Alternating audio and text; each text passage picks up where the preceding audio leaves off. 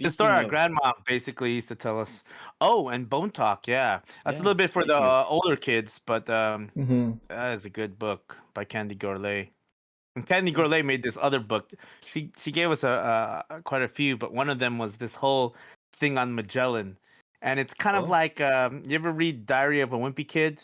Has some illustrations along with Oh. like mm-hmm, normal chapter style book mm-hmm, kind of mm-hmm. thing, and so that Magellan book is all about that, and it's funny because the way she wrote it, it's like of course there's straight up hard facts there, but she makes it fun to read and she puts a lot of sarcasm in it, about like, oh, Really? Magellan discovered, the Philippines or something. And then she like has this art where people are going like, hey, what do you mean discovered? We were here already, just stuff, funny stuff like that. And so, Wow.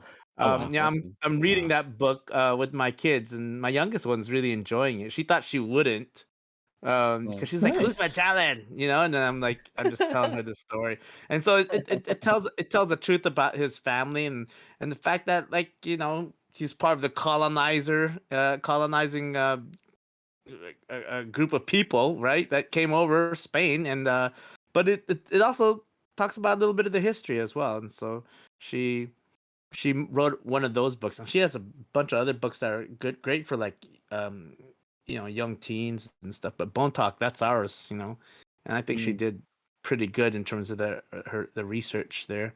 What's the yeah, name of Um, not bad. the That's title of the Magellan one? hold on, you mind if I go and pick it up real quick? Yeah, yeah, go for it. Yeah, do yeah, your hold thing. on. Okay. I can talk a little bit about Bone Talk and what I thought about it. Yeah, So you can. after Yeah, reading Bone you can Talk, talk about it. We'll do a full deeper dive, hopefully at okay, some other point. okay, But okay. yeah, yeah, yeah, Yeah, go. no, No, I agree, no, agree.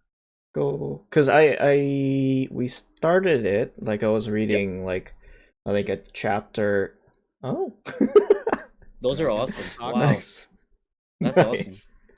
I was reading Man, I chapter by love chapter kids to books. Xavi, and then Yeah, it was funny because like explaining things like being tole or be sorry, they say being cut, right? Like yeah, stuff like being cut. that. Yeah, He's yeah. like, what? Like, Look like forward to it. maybe I shouldn't be maybe you should wait That's funny.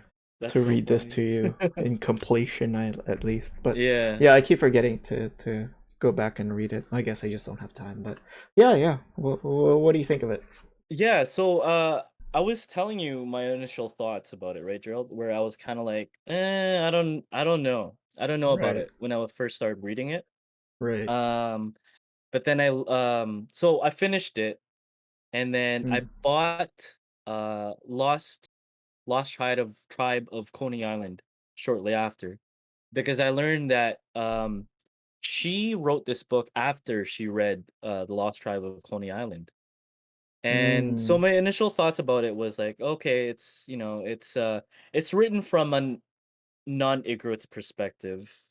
Um so I was kind of I was it was hard for me to get into the rhythm of the actual narrative, right? Because my mind's eye wasn't capturing the full picture of how she imagined the Cordilleras during pre-American colonization. So that was sort of the thing I didn't. I guess one thing I can say that I kind of didn't like about it was it was just an issue. It was just my issue where it wasn't kind of uh mixing well. Well, it was However, different from what your yeah, view was. exactly, exactly. My Yeah. worldview versus Fair, the fair enough. author's worldview. It's whatever, right? Death of the author, blah blah blah. But I thought that the story writing. Wow, the writing was Telling. storytelling. Storytelling was really good. I thought it was really really good. It followed. It was easy to follow because it's a freaking kids book. Yeah. It was good to follow. It's something that I would recommend to somebody, right? To But who? again, to who? To one To of the youth. Igorots? Non-Igorots? Non-Igorots wanting to learn about Igorots? What do you think? I would recommend it to non-Igorots because it's a good Mm, platform to start to know more about our people.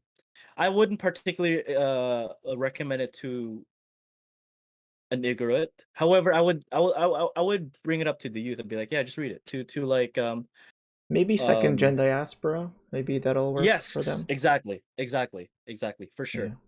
sure. Because again, what it does achieve is, and we can talk more about this from in another episode or whatever, but it does achieve a good, again, like launching off point of learning and understanding more of Igorot culture.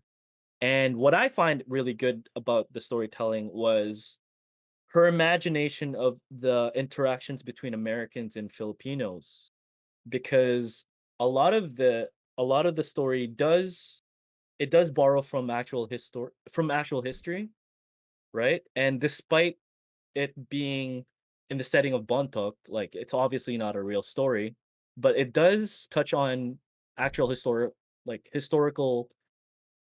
It touches on the historical narrative around that time with the lowlanders versus the Igorots versus the Americans, and the dynamic of those three parties. So that part I found interesting, and how she revolved the narrative around that. I thought that was really well done. Um, and not only that, was it's also a coming of age story, despite from what we understand, coming of age stories being from a young man's perspective. This is from a kid's perspective, which is, I think he's probably like 5 years older than Xavier. So he's around 10, 11, right? But within our culture at that time, once you reach that certain age, that's when you start becoming a man after you're cut, right? After you're cut and you cut somebody's head off.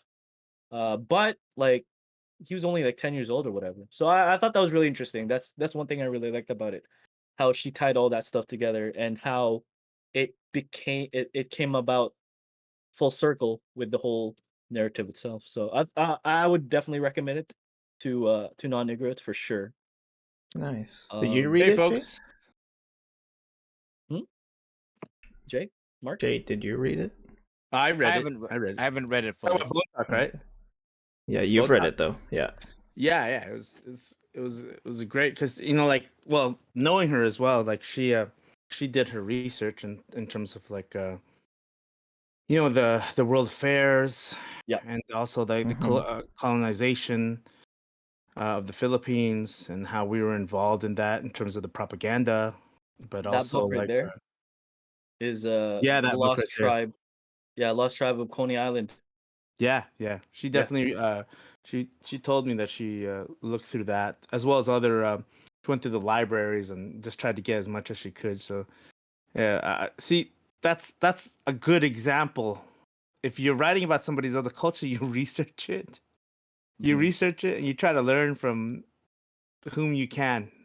And I'm glad that she even reached out to like our community, and it was fun because we had a chance to do a project for Filipino kids around this area, and Mm. she did a whole thing on story writing and storytelling, and she talked about Mhm. the hero's journey, and she talked about the Philippines and how it was colonized, and then of course, it highlighted her book Bone Talk.